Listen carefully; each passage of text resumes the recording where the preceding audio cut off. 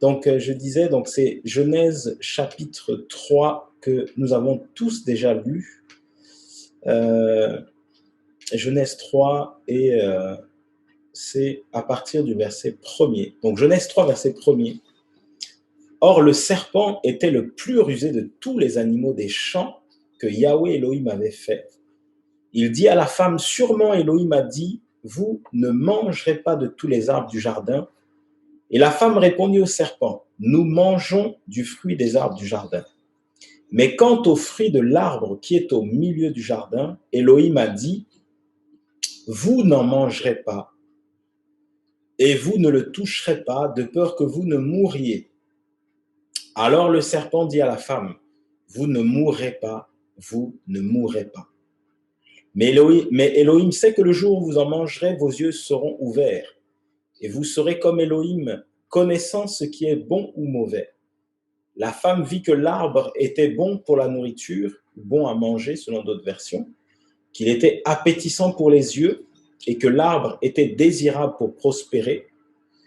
Dans d'autres versions, on dit l'arbre était désirable pour donner de la connaissance, de la science, en tout cas pour prospérer. Si on va un peu plus loin, pour être prudent, la sagesse, c'est la prudence également, pour être circonspect, pour agir sagement, pour comprendre, voilà, comprendre. Elle prit de son fruit et en mangea. Elle en donna aussi à son homme qui était auprès d'elle. Et en fait, je lisais ce passage-là et le Seigneur m'a interpellé sur une chose. Et dans le témoignage de la sœur, elle en parlait tout à l'heure. L'ennemi va dire une chose, le serpent va dire quelque chose à la femme qui a... Déjà, la femme est en erreur, Kava ou Ève est en erreur parce que le diable va lui poser une... C'est même pas une question, c'est une affirmation. C'est même pas une question, il n'y a pas de point d'interrogation, c'est une affirmation. Vous ne mangerez pas de tous les arbres du jardin. Voilà. Sûrement, Elohim a dit. Donc, ça paraît comme une question, mais en même temps, c'est totalement la confusion.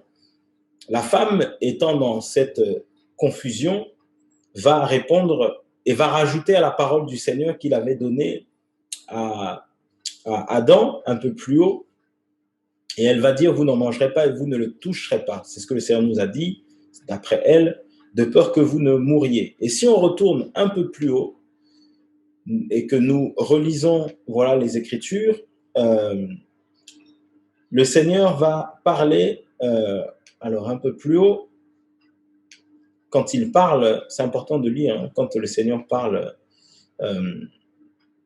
voilà, il a placé Adam dans le jardin d'Éden, il lui a dit, et Elohim prit l'être humain et le fit reposer dans le jardin d'Éden pour qu'il le travaille et le garde. Yahweh Elohim donna cet ordre à l'être humain, tu mangeras, tu mangeras. Et là, on voit la répétition. Il dit, tu mangeras, tu mangeras. Et quand nous allons lire un peu, on nous dit que la répétition, voilà, du mot mangera, du hébreu akal.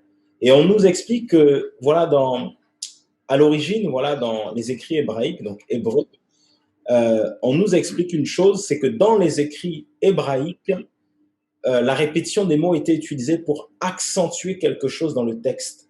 Elle pouvait appuyer un fait précis, traduire une urgence, donc c'était quelque chose d'urgent, de capital, d'important, un danger, voilà, un danger, ou indiquer de l'émotion et la renforcer. Donc, ça commence ici. Le Seigneur va parler à Adam. Donc, Adam va communiquer. Donc, voilà, le Seigneur, donc, dans... Alors, c'est pas là. Voilà. Le Seigneur, dans Genèse 2, le verset 15, va dire qu'une chose, c'est qu'il a parlé à l'homme, il a donné cet ordre, et il va lui dire, tu mangeras de tout arbre du jardin, mais quant à l'arbre de la connaissance de ce qui est bon ou mauvais, tu n'en mangeras pas, car le jour où tu en mangeras, tu mourras, pardon. Et on revoit encore cette répétition.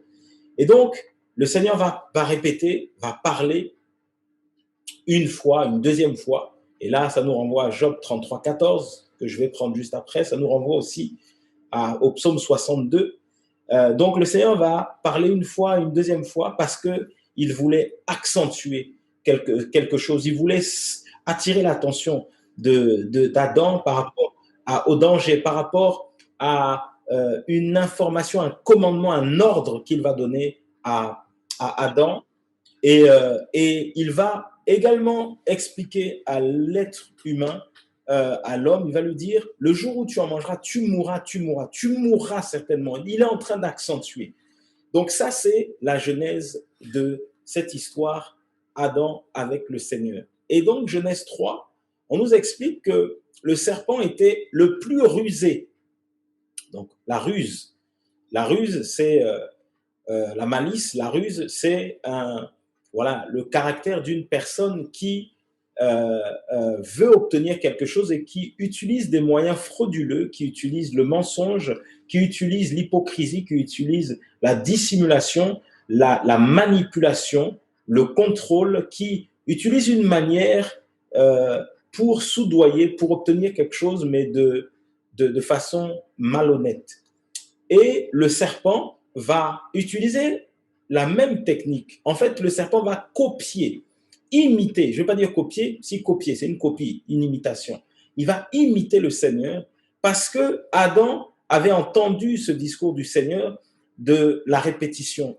Adam savait que le Seigneur, quand il lui a donné cet ordre, il a répété, il a rappelé, il a parlé 2 fois.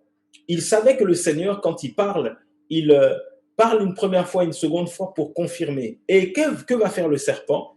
Il va dire à Kava au verset 4, vous ne mourrez pas, vous ne mourrez pas.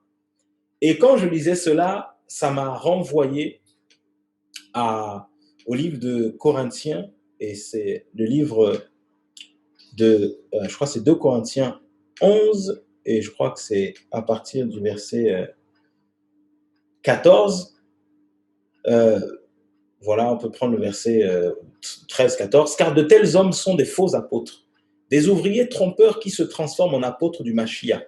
Et cela n'est pas étonnant, car Satan lui-même se transforme en ange de lumière.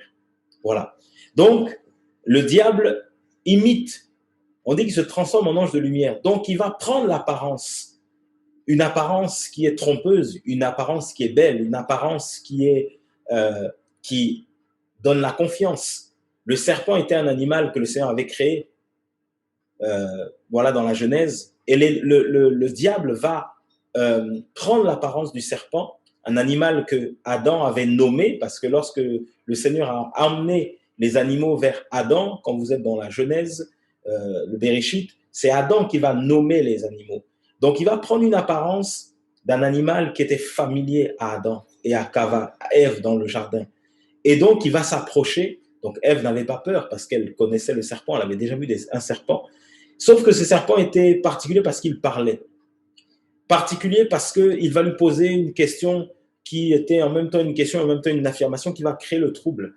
Et il va parler avec le même langage, la même répétition que le Seigneur. Ça portait à confusion. Le Seigneur m'enseignait sur quelque chose ce matin, c'est est-ce que nous comprenons le langage du Seigneur? Et c'est délicat parce que le diable va se faufiler, va prendre l'apparence d'apôtre, de serviteur, de frère, de sœur, de parents, d'amis, de collègues, de personnes de confiance. Et derrière, nous allons écouter. Parce que Kava a écouté le serpent parler. Mais c'était l'erreur à commettre, à ne pas commettre. Il ne fallait pas écouter le serpent. Il avait effectivement un langage qui semblait être celui du Seigneur, mais ce n'était pas le Seigneur. Et Kava a écouté. Alors que le Seigneur va leur dire dans le livre de Genèse chapitre 1 de dominer sur les animaux, les oiseaux du ciel, les poissons de la mer, les animaux qui rampent sur la terre, les reptiles et tous les animaux terrestres, les animaux marins, ainsi de suite. Et au lieu de dominer, de dominer, c'est écraser, renverser les forteresses, les raisonnements qui nous éloignent du Seigneur. C'est ça, dominer, renverser les forteresses. Et Paul va en parler dans le livre de Corinthiens, que nous renversons les forteresses et nous ramenons toute pensée captive à l'obéissance du Mashiach. Et en fait, voilà ce que Satan est capable de faire Et voilà ce que ces anges déchus, les démons, sont capables de faire. Et voilà ce que les hommes dans lesquels le diable rentre sont aussi capables de faire. Et donc la question, c'est le Seigneur, la question que l'interrogation que le Seigneur me mettait ce matin, c'est est-ce que nous comprenons le langage? Il y a un langage du Seigneur. En fait, quand nous allons dans le psaume, je vais commencer par Job, oui, Job d'abord, on va lire Job 33, 14.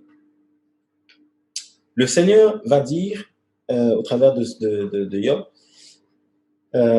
en effet, elle, donc Elohim, le diminutif d'Elohim, parle en effet une fois et deux fois, mais l'on n'y prend pas garde.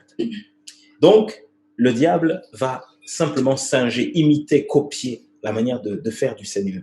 Et aujourd'hui, beaucoup sont égarés parce que on va faire confiance, on va écouter, on va regarder des clips vidéo, des chants, on va écouter des messages, des paroles, juste parce que quelqu'un va parler de Jésus, quelqu'un va parler de Yehoshua, on peut le dire, hein.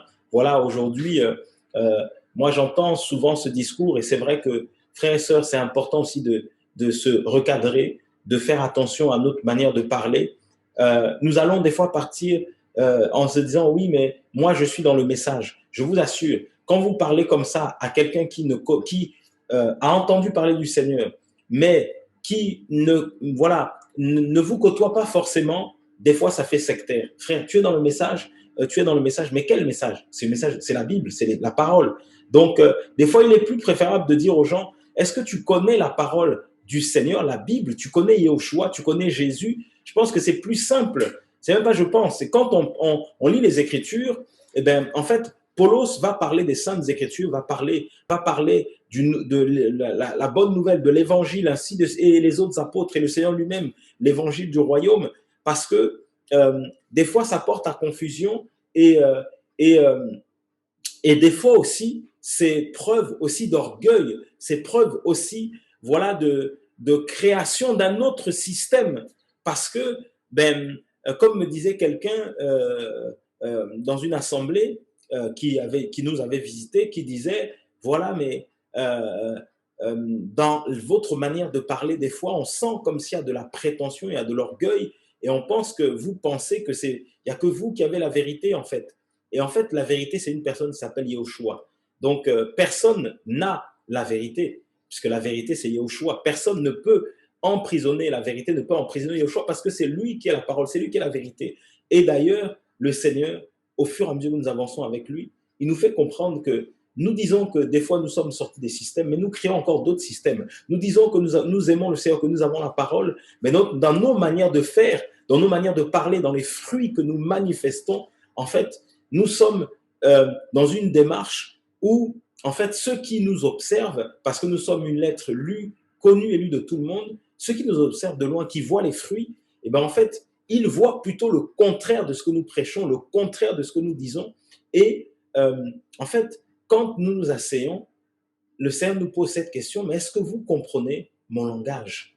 Ce n'est pas le fait de parler comme le Seigneur, parce que nous sommes du Seigneur. Ce n'est pas le fait de répéter comme là le serpent va répéter. Et, et Adam connaissait le Seigneur, parce que le Seigneur se révélait à lui, lui parlait face à face. Il n'y avait pas de filtre, il n'y avait pas de représentation. Adam voyait le Seigneur.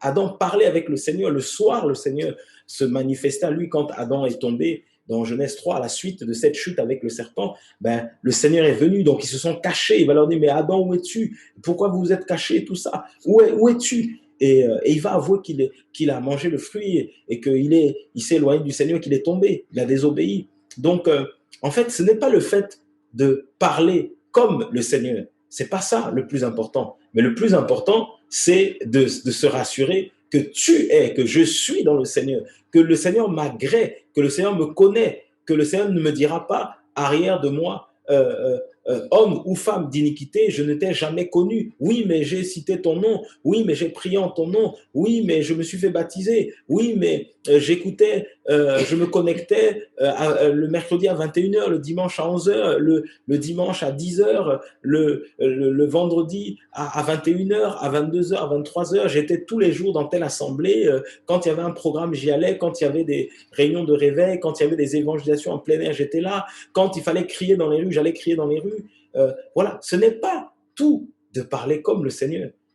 Parce que le serpent parlait, avait pris, avait imité. Le serpent se transforme en ange de lumière, mais ce n'est pas un ange de lumière. Le serpent rentre dans le cœur d'hommes et de femmes qui ont ouvert des portes, et ces hommes et ces femmes sont de faux apôtres, mais il faut avoir le discernement que ce sont des faux apôtres. Mais si tu les vois dans le langage, ils parlent de Jésus, ils parlent de Yahushua, ils parlent de la Bible, ils encouragent, ils ont des chaînes, ils ont des émissions, ils font des CD, ils paraissent comme des chantres du Seigneur, voilà, comme des frères, mais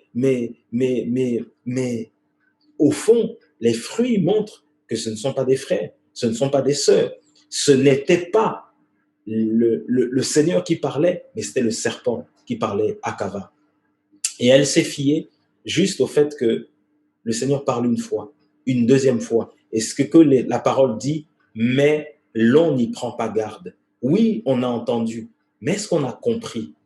Et le psaume 62, qui est juste là, dit quelque chose d'intéressant. Le psaume 62 va dire quelque chose au verset, il y a le verset 12. 1, Elohim a parlé. 2, j'ai entendu ceci.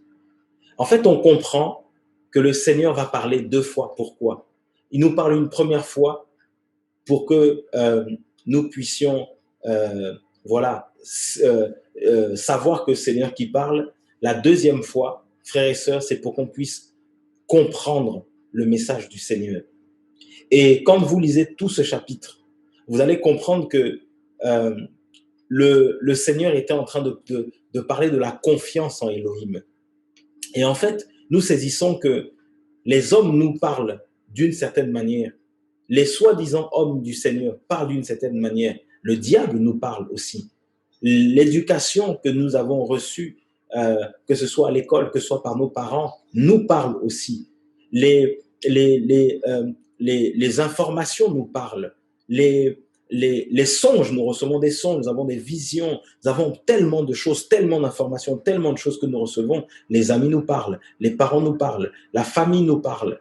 Mais ce qui est important de saisir, c'est celui que tu dois écouter, celui que je dois écouter, c'est le Seigneur. Et c'est pour ça que ce passage nous confirme que le Seigneur parle 2 fois, mais il parle 2 fois parce qu'il y a la répétition et parce qu'il veut te rappeler des choses. Et pourquoi il te rappelle? Quand vous prenez le livre de Timothée, vous prenez le livre de Romains, vous prenez, je crois, le livre de 1 Jean aussi, vous allez voir que plusieurs fois, Paulos, Yohanan, le Seigneur lui-même, voilà, ils vont parler de rappel. Paul va parler à Timothée, rappel, voilà, mon enseignement, voilà, aux frères et sœurs, rappel, c'est la répétition. C'est rappeler, c'est appeler une deuxième fois, parler une deuxième fois. Et en fait, des fois, on se dit, oui, mais moi, je connais la parole. Moi, j'ai accepté le Seigneur depuis 40 ans, 50 ans, 2 ans, 3 ans. Tout ce que vous dites là, je le connais. Mais on se rend compte que dès la Genèse, le Seigneur a parlé 2 fois. Et il continue à parler 2 fois parce qu'il veut que tu puisses comprendre son langage. Il veut que tu puisses... il veut te rappeler les choses pour qu'elles soient ancrées dans ta vie. Et c'est pour ça que avec le Seigneur, on ne s'ennuie pas. Certains disent oui, mais avec le Seigneur, je m'ennuie parce que c'est toujours les mêmes choses. Mais de Genèse à Apocalypse, tu peux lire 1 fois, 2 fois, 3 fois. Tu n'auras pas toujours la même révélation, la même direction du Seigneur parce que le Seigneur est un mystère. C'est un mystère. Mais la chair n'aime pas le rappel. Regardez quand quelqu'un vous dit une chose 2 fois, la réaction naturelle que nous avons, c'est quoi? Mais tu me prends pour un imbécile? Mais j'ai compris ce que tu m'as dit. Mais si tu as... vous voyez, la réaction de l'homme, c'est ça. Tu me prends pour un imbécile? Voilà, tu penses que je suis bête? tu penses que, voilà, j'ai pas d'intelligence. Ça, c'est la réaction de l'être humain naturel. Et sûrement, Adam, Gava, je vais prendre Ève, avait peut-être trop d'assurance. Elle pensait qu'elle avait saisi, elle pensait qu'elle avait compris ce que son mari lui avait dit. Et sûrement, Adam aussi pensait qu'il avait compris ce que le Seigneur lui avait dit, parce que sa femme lui a donné. Genèse 3 nous dit qu'il a mangé. Il n'a pas dit à sa femme, mais attends, ce que tu me donnes là, ça vient d'où? Attends, c'est le fruit que le Seigneur nous avait défendu de manger. Non, il a mangé. Donc, frères et sœurs, est-ce que nous comprenons le langage du Seigneur? Vous savez, on peut parler la même langue, mais regardez combien d'incompréhension il y a. Combien tu vas dire à quelqu'un, voilà, tu es bien habillé, mon frère ou ma sœur. L'autre, ce qu'il va comprendre quand il reçoit ça, ah, il est en train de me draguer parce qu'il est en train de me dire que je suis jolie. Alors qu'en fait, c'est juste que la personne qui t'a dit que tu es bien habillé, ben c'est simplement qu'elle trouve que tu es bien habillé. Il n'y a aucune drague, il n'y a aucune mauvaise pensée, il n'y a aucune... et d'autres vont dire, ah ben ça veut dire que les jours précédents, ça veut dire d'habitude je m'habille mal. Voilà, en fait, la personne vient d'un bon sentiment, dit tu es bien habillé, le réflexe c'est, ah ben peut-être qu'il est en train de faire des avances. L'autre, c'est, ben, donc ça veut dire que d'habitude je m'habille mal et on va être vexé. D'autres, c'est, et l'orgueil va rentrer, ça veut dire je sais bien m'habiller, je suis au-dessus de tout le monde. Vous voyez. Donc on parle la même langue, mais en fait on n'a pas le même langage. On emploie les mêmes mots, mais on n'a pas le même langage. Et avec le Seigneur, frères et sœurs, nous comprenons le langage du Seigneur par les Écritures. Voilà. Le Seigneur nous parle une première fois, le Seigneur nous parle une deuxième fois. Et si tu veux comprendre le langage du Seigneur, si tu veux saisir, voilà, le langage du Seigneur, si tu veux ne pas être comme Ève et Adam qui ont fait cette erreur-là, il faut vraiment que tu donnes ta vie au Seigneur. Ne peuvent comprendre le langage du Seigneur que ceux qui lui ont donné sa vie. C'est pour ça que le Seigneur va parler aux pharisiens et il fera comprendre aux pharisiens qu'ils ne pouvaient comprendre son langage parce qu'ils étaient de la semence du diable, qu'ils étaient fils du diable. Et pourquoi fils du diable? Parce qu'ils pratiquaient le péché. Et en fait, les écritures du Seigneur, le langage du Seigneur, tu ne peux le comprendre que si tu es dans le Seigneur. C'est pour ça que tu peux beau évangéliser. Tant que le Seigneur ne se sera pas révélé, tu peux beau parler de la dîme, oui, la dîme n'est plus d'actualité. Tu peux beau évangéliser, accepte le Seigneur, regarde ta vie, regarde, tu es dans la drogue, tu es dans l'impudicité, tu es dans le mensonge, tu es dans l'orgueil. Tu peux beau parler aux gens, mais tant que le Seigneur ne se sera pas révélé, il ne comprend. Ce sera comme si tu parlais en chinois, en anglais à quelqu'un qui parle français. C'est du charabia. La personne ne comprendra pas.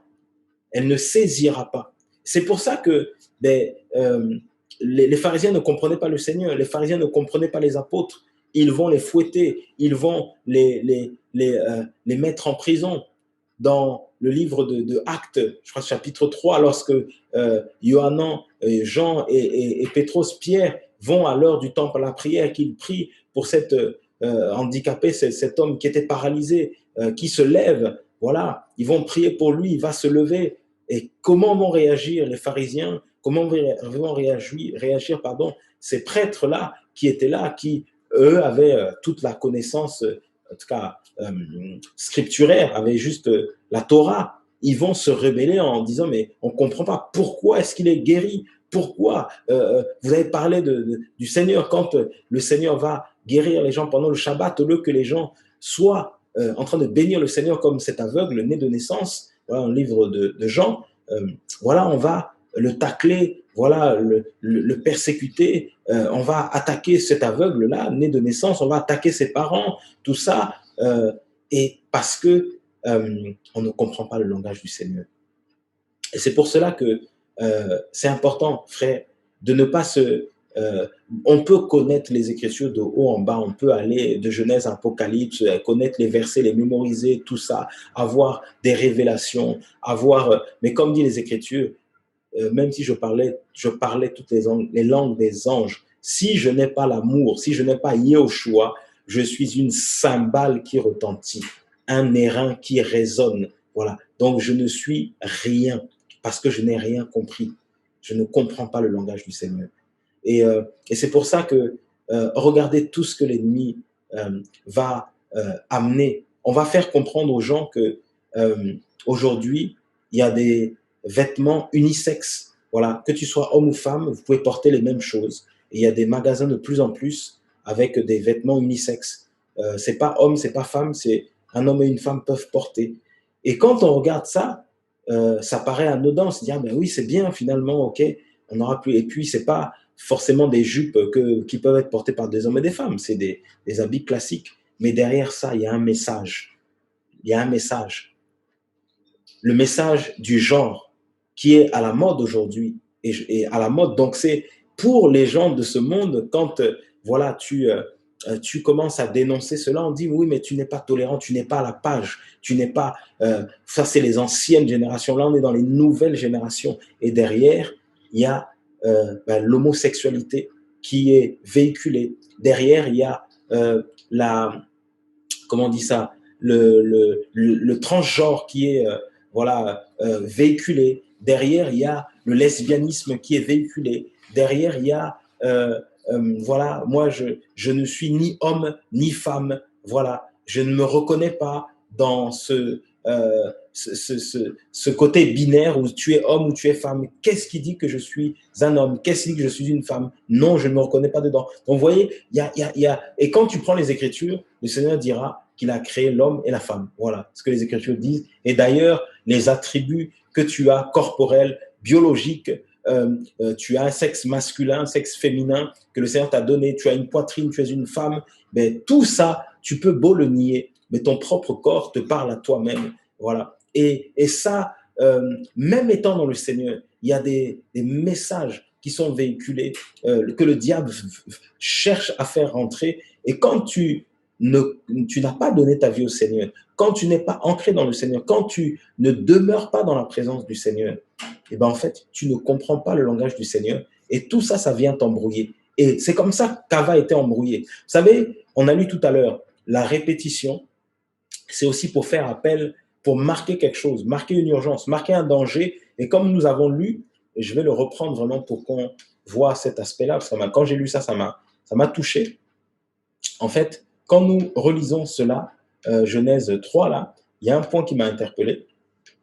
Pardon, Genèse 3. Oui, la répétition ici. Voilà, il dit, vous mourrez. Voilà. Non, c'est pas ici, pardon. C'est Genèse juste avant 2, pardon. C'est pas le 3, c'est juste au-dessus quand le Seigneur a parlé.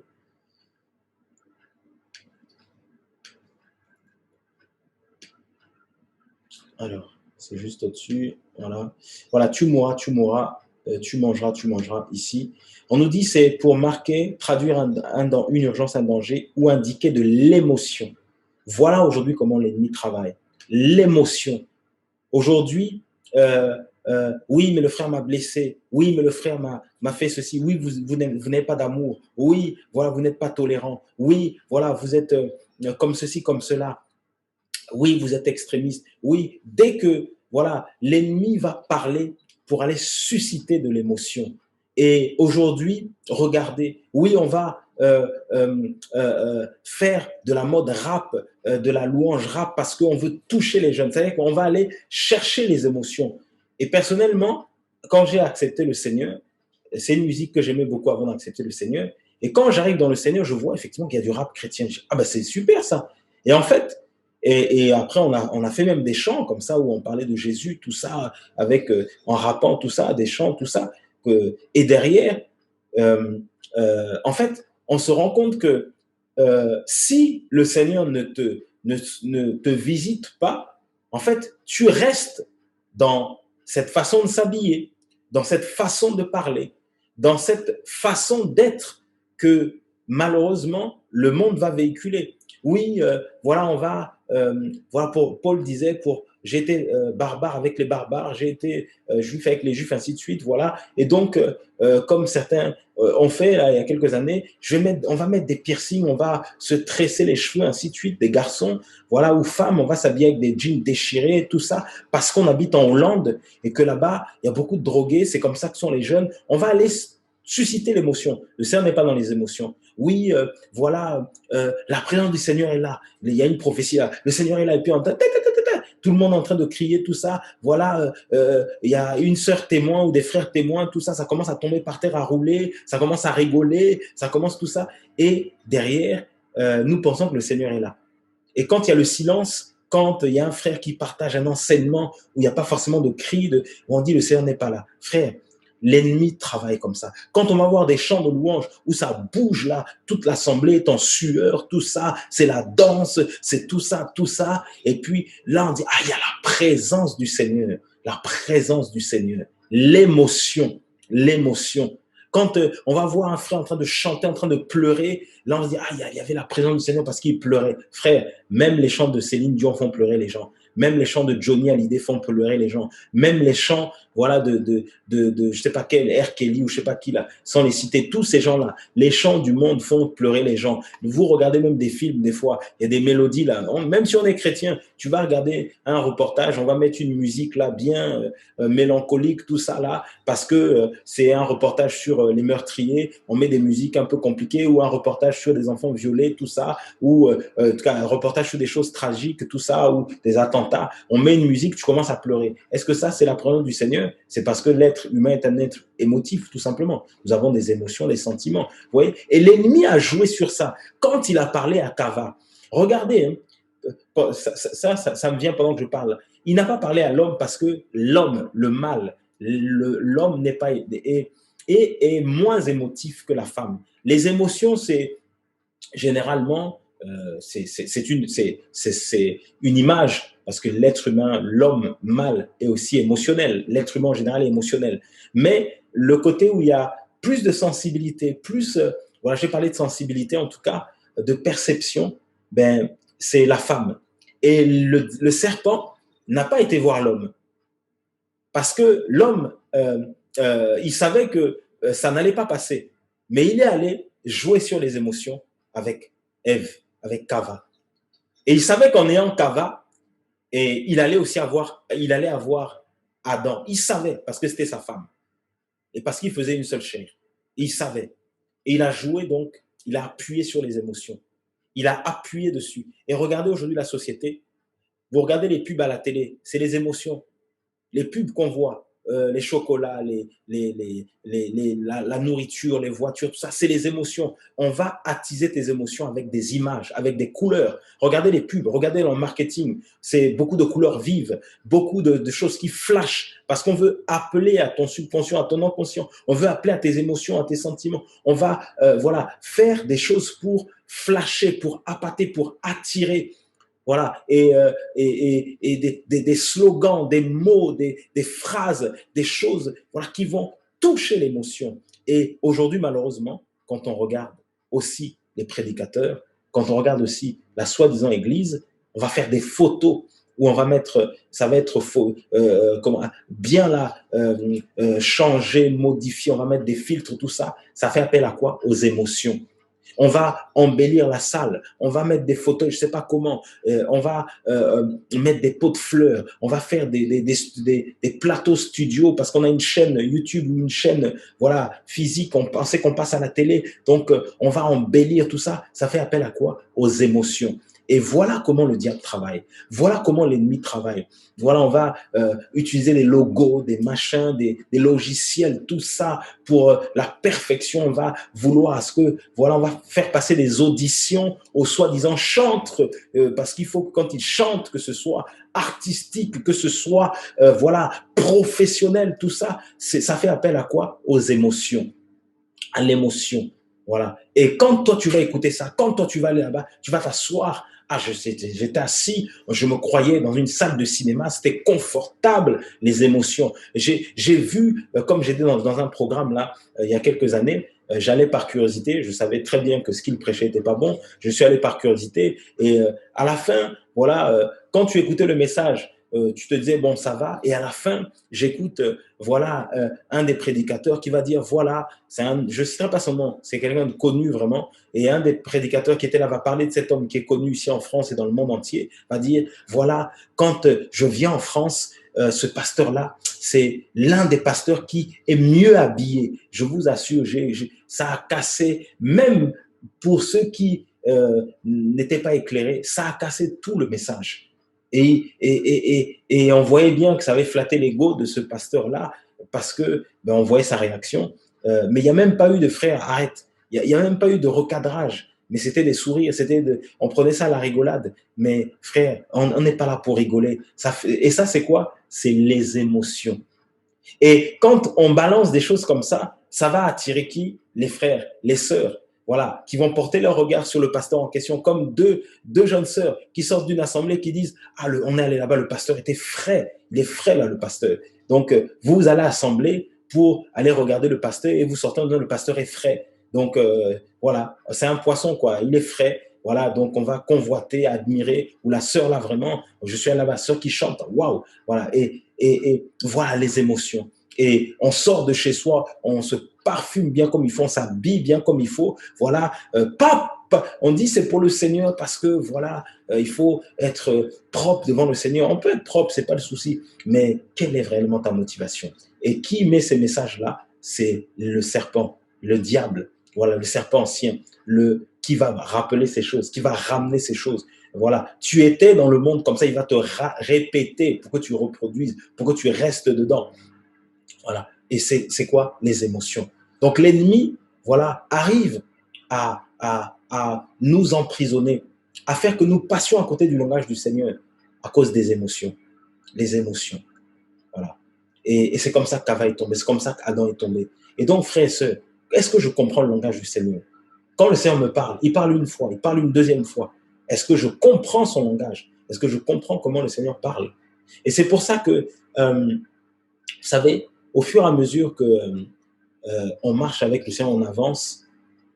Un frère avait dit à ma femme, m'avait dit aussi, m'avait dit il y a quelques années, tu comprendras pourquoi je parle comme ça.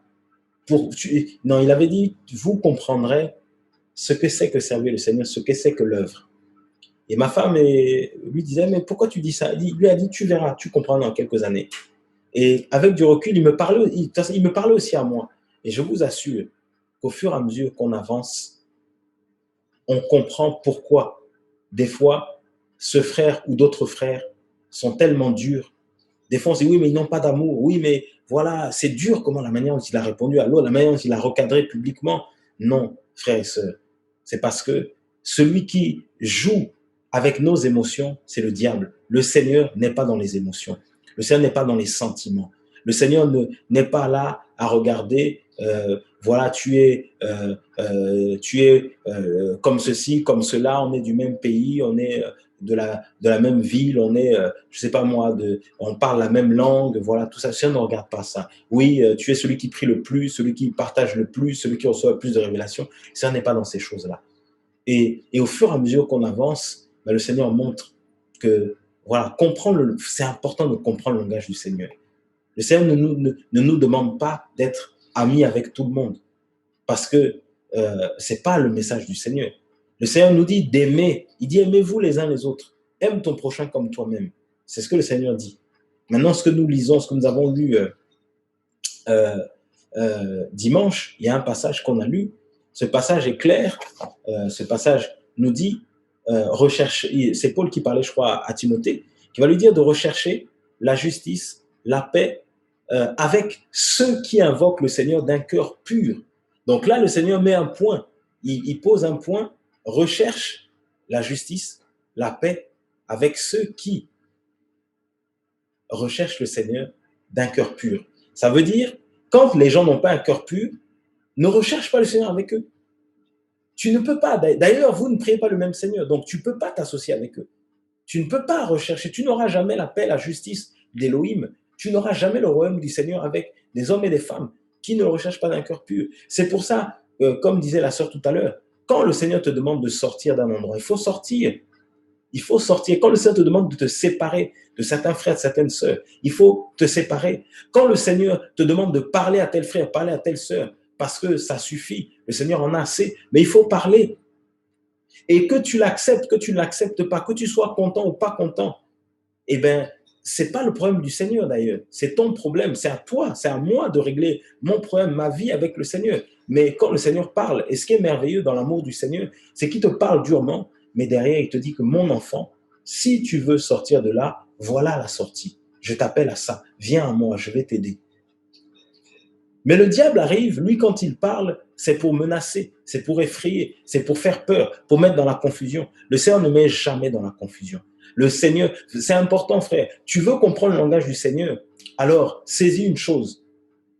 On va saisir une chose, c'est que le Seigneur, quand il parle, le Seigneur, sa parole, elle peut te bousculer, elle peut te bouleverser.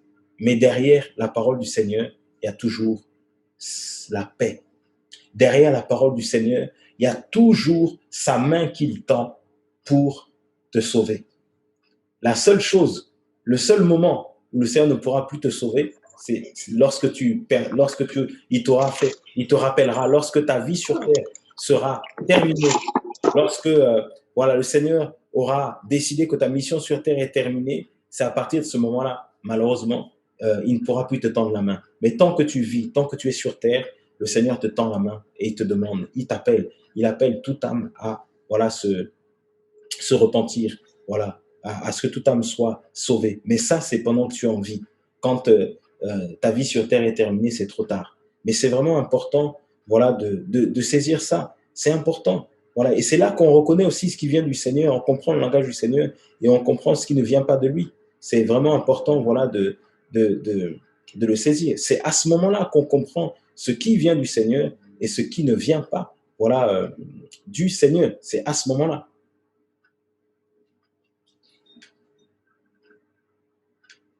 Amen. Amen. Amen. Amen. Donc, c'est vraiment important, frères et sœurs, de saisir cela. C'est vraiment, vraiment important parce que on voit aujourd'hui que malheureusement, le diable est en train de travailler. Le diable est en train voilà, malheureusement égarer beaucoup de gens et beaucoup sont en train de s'égarer aussi. Beaucoup sont en train de s'égarer, de s'éloigner aussi parce que malheureusement, le langage du Seigneur n'est pas compris. Voilà, on entend une fois, mais il faut entendre une deuxième fois. Et quand le psaume 62, le verset 2, voilà, nous parle, eh ben, il a entendu une fois, et la deuxième fois, il a entendu ceci, que le Seigneur était sa force, sa haute retraite, qu'il a entendu le message du Seigneur. Donc, entendre, c'est aussi comprendre, c'est obéir au Seigneur. Donc, c'est vraiment important. C'est comprendre le langage du Seigneur. Il te parle 2 fois pour que tu comprennes. C'est pour ça que quand il te parle une première fois, des fois tu dis non, c'est pas le Seigneur qui m'a parlé. Non, il va parler à un autre frère, une sœur qui va te confirmer. Il va te montrer en songe, il va te rappeler, il va répéter la répétition. Voilà. Et là, tu vas dire, ah oui, c'est vraiment le Seigneur qui m'a parlé. C'est vrai, ça vient vraiment de lui. Ça vient vraiment, vraiment de lui. Et là, tu es rassuré. Tu es, comment dire, restauré. Tu es encouragé parce que tu sais que cela vient vraiment de lui. Et c'est 2 Timothée 3, verset 6, c'est ce passage-là qui me venait, que vous connaissez, en tout cas pour les lecteurs de la parole, et que je vais lire 2 Timothée 3, 16, pardon, pas 6, 3, 16, qui dit que toute écriture est inspirée d'Élohim. C'est 3, 16. Voilà, toute écriture est inspirée d'Élohim et utile pour la doctrine, pour la conviction, pour la correction, pour l'éducation dans la justice, afin que l'homme d'Élohim soit complet, accompli pour toute bonne œuvre. Donc, vous voyez, quand le Seigneur vous donne une parole, le Seigneur vous donne une parole parce qu'il veut vous enseigner. Il veut vous corriger. Il veut que ce soit pour que vous soyez convaincus pour votre éducation. Donc, le Seigneur vient pour nous éduquer et c'est dans la justice. Donc, le Seigneur voilà, quand il donne une parole, elle peut paraître dure, mais l'objectif du Seigneur, et si on prend la version Martin, toute l'écriture est divinement inspirée et utile pour enseigner, convaincre, corriger et pour instruire selon la justice. Voilà. afin que l'homme d'Élohim soit complet, accompli pour toute bonne œuvre. Voilà là où le Seigneur veut t'emmener. Donc, quand tu comprends le langage du Seigneur, tu comprends que quand il te demande d'abandonner quelque chose, c'est pas pour te perdre, c'est pas pour que tu sois toute seule, c'est pas pour que tu n'aies plus d'amis, c'est parce qu'il sait que ces amis-là sont en train de te ramener dans le péché. Donc forcément, il va te faire comprendre il n'y a point de cohabitation, de lien entre la lumière et les ténèbres.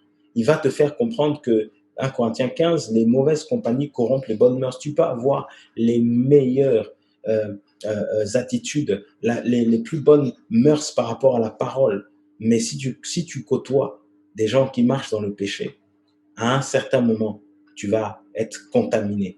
On ne met pas si on met une tomate pourrie ou une pomme pourrie au milieu des autres pommes, à un moment donné, euh, les autres seront affectés. Et ça, c'est la nature nous l'enseigne.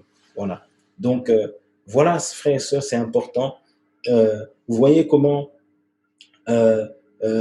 Genèse chapitre 2 nous a montré que le Seigneur a parlé 2 fois à Adam, il lui a parlé 2 fois. Le serpent va reprendre cela, et on l'a lu dans 2 Corinthiens 11, voilà, que Satan lui-même se déguise en ange de lumière, et ses acolytes, ses serviteurs, ses faux apôtres, eux aussi, mais ils imitent, voilà. Et nous comprenons derrière que c'est vraiment important de comprendre le langage du Seigneur. Et c'est important de connaître les Écritures. C'est important de demeurer dans sa présence. C'est important parce que le monde nous influence, veut nous influencer. Matthieu 24, 12 dira que, et parce que l'iniquité se sera accrue, se sera multipliée, se sera sophistiquée, la charité du plus grand nombre se refroidira. Quand le Fils de l'homme viendra, retrouvera-t-il la foi sur la terre, la doctrine, la vraie parole? Retrouvera-t-il cela? Ou alors il va retrouver des systèmes, il va retrouver des clans, il va retrouver des sectes, il va retrouver des gens qui pensent que parce que voilà, ils ont découvert Yahushua, ils pensent qu'ils sont arrivés, alors que ce n'est pas le fait de découvrir Yahushua qui amène au salut, c'est le fait de donner sa vie au Seigneur, de vivre le Seigneur. Voilà. Et c'est important de saisir que même tu peux être le plus sincère du monde. Tu peux être le plus sincère. Oui, mais je voulais aller à Versailles, mais tu es rentré dans le RER qui t'amène, voilà, à Clichy. C'est deux sens inverses. Tu peux avoir toute la sincérité du monde, tu iras quand même à Clichy. Si à un certain moment tu ne te réveilles pas, tu iras à Clichy, tu n'iras pas à Versailles. Voilà. Donc, mais pourtant tu es sincère, mais dans ta sincérité, tu t'es planté, tu t'es trompé. Donc, et ça, tu le découvriras uniquement quand tu seras à Clichy. Donc, c'est pour ça, frères et sœurs, écoutons le Seigneur, voilà, et comprenons son langage. Et si on comprend le langage du Seigneur, ça va nous éviter beaucoup, beaucoup de dégâts et beaucoup, beaucoup, voilà, de choses. Et ça nous évitera de tomber comme Adam et Ève sont tombés et la malédiction est arrivée dans leur vie. Et beaucoup aujourd'hui sont sous la malédiction du Seigneur, ne la voient peut-être pas, mais ils sont sous la malédiction du Seigneur. Et comme Saül qui était sur le trône, beaucoup sont encore sur le trône, mais la royauté leur a été enlevée comme elle avait été enlevée à Saül ou Shaül. Voilà, que son nom soit béni. Voilà ce que je voulais partager sur comprendre le langage du Seigneur. Que son nom soit béni et vraiment que chacun soit encouragé par rapport à cela. Et, euh, et le Seigneur, nous le bénissons parce qu'au fur et à mesure que nous avançons, et ben les conseils que les aînés dans la foi nous avaient donnés au fur et à mesure, quand je dis aînés dans la foi, c'est les personnes que nous connaissons, mais les aînés sont dans les Écritures, hein, les Moïse, les Pierre, les Paul, ainsi de suite, hein, qui sont nos aînés dans la foi, les Abraham et tout ça. Ben, on se rend compte que frères et sœurs, ce ne sont pas des histoires, c'est la vérité. Que Yahushua soit béni.